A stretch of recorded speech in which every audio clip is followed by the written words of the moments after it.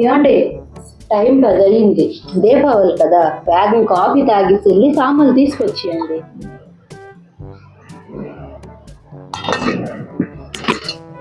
సామాన్లా ఇవన్నీ తెచ్చాను కదా. ఏడు తెచ్చారండి?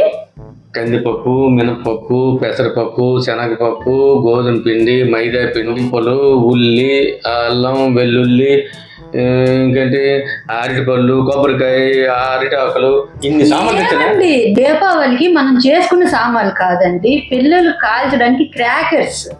ఓ క్రాకర్సా? Okay okay, crackers. అయినా క్రాకర్స్ అలాగే ఇష్టం వచ్చినట్టు కాల్చకూడదు. దానివల్ల ఎంత ప్రమాదం తెలుసా? దానివల్ల శబ్ద కాలుష్యం, వాయు కాలుష్యం, ధ్వని కాలుష్యం, ప్రమాదాలు జరుగుతాయి, డబ్బులు దండగా, ఇన్ని నష్టాలు ఉన్నాయి. అందుకు ఆ దీపావళి సామాన్లు కాల్చకూడదు. పిల్లలు ఊరుకుంటారా అండి? దీపావళి అంటే పిల్లలకు కావాల్సిన సామాన్లే. మనం ఎన్ని వండినా వాళ్ళకి అవి అవసరం లేదు. ఒట్టి దీపావళి సామాన్లే వాళ్ళకి కావాలి. ఓకే ఓకే, పోన్లే. అయితే ఎక్కువ కలిసి డబ్బులు కాలుష్యం పెంచుకోకుండా తక్కువ తెచ్చుకుని హ్యాపీగా దీపావళి చేసుకుందాం. పిల్లలకి మీరే చెప్పండి, మీరే తీసుకురండి. ఓకే ఓకే సరే గానీ మీరు వెళ్ళి తీసుకొచ్చేయండి సామాన్లు. నా కిచెన్ లో పని ఉంది, నేను వెళ్తాను. ఓకే. ఇప్పుడు దీపావళి సామాన్ తేవాలా? ఎంత ఖర్చు అవుద్దో ఏంటో. లాస్ట్ ఇయర్ పిల్లలు తెలియకుండా కొంచెం సైడ్ వేసి ఉంచాను. ఎక్కడ పెట్టానబ్బా? ఓ, ఆ రూమ్లో అయిండొచ్చు, చూస్తాను. పెట్టానబ్బా.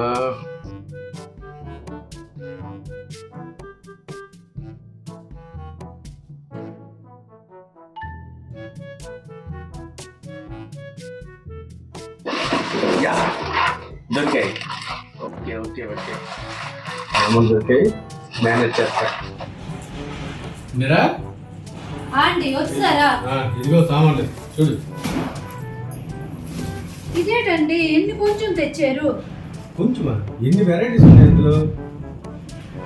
ఇది కొంచెం అయితే పిల్లలు ఎలా ఎంజాయ్ చేస్తారండి? ఎంజాయ్ గురించి చెప్తాను కానీ నేనేం చెప్పాను, తక్కువతో ఎలాంటి ప్రాబ్లం లేకుండా, పొల్యూషన్ లేకుండా చక్కగా చేసుకోవాలి.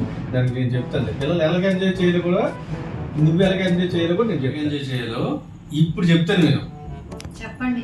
ఏంటంటే మనం అన్ని సామాన్లు కాల్ చేస్తాం, పిల్లల చేత కాల్ చేస్తాం.